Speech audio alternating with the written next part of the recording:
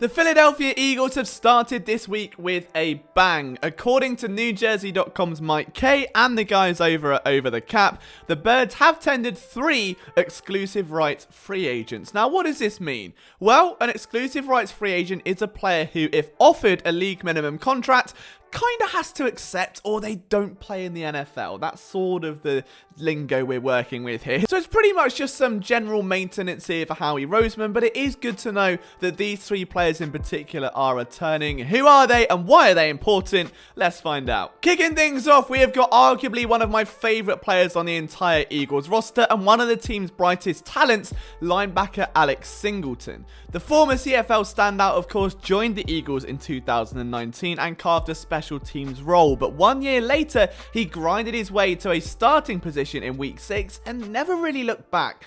His first ever NFL interception came against the Niners and was returned for a 30-yard touchdown, setting the tone for a stellar year to come.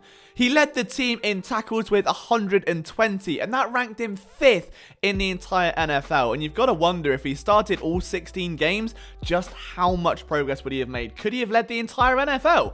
It's safe to say that he was an absolute menace for opposing running backs. There will be a film room coming this upcoming offseason, so don't panic. Obviously, getting him back is a huge bonus for a previously very light, very lackluster linebacking group. Next up, we've got Boston Scott, also known as the New York Giants killer, who has become a strong complement to Miles Sanders in the Eagles' backfield.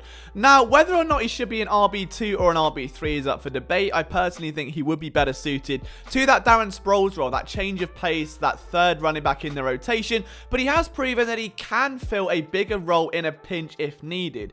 He had over 500 total scrimmage yards last year, with 374 rushing and 212 receiving, both of which were career highs. And of course, with Nick Sirianni's new offense looking to lean much more on the run, having such a nippy and versatile running back makes a ton of sense when rebuilding a previously destroyed committee. And finally, Greg Ward Jr., whose story is an inspiring one at this point. A quarterback out of college from Houston, he converted to wide receiver in hopes of making it stick in the NFL. And after a pair of near fails in making the Eagles roster, he ventured to the Alliance of American Football, where he shined very brightly before returning to do exactly the same thing in Philadelphia.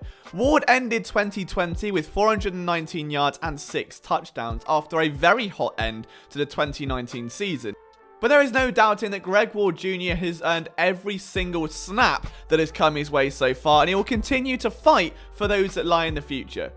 What do you think of these moves, guys? I know it's only something little to kick off your week. We will have some draft and free agency content coming your way this week, so make sure you stick around for that. From myself, Liam Jenkins, I hope you enjoyed this content. Make sure you hit that subscribe button if you haven't already. We'll see you soon.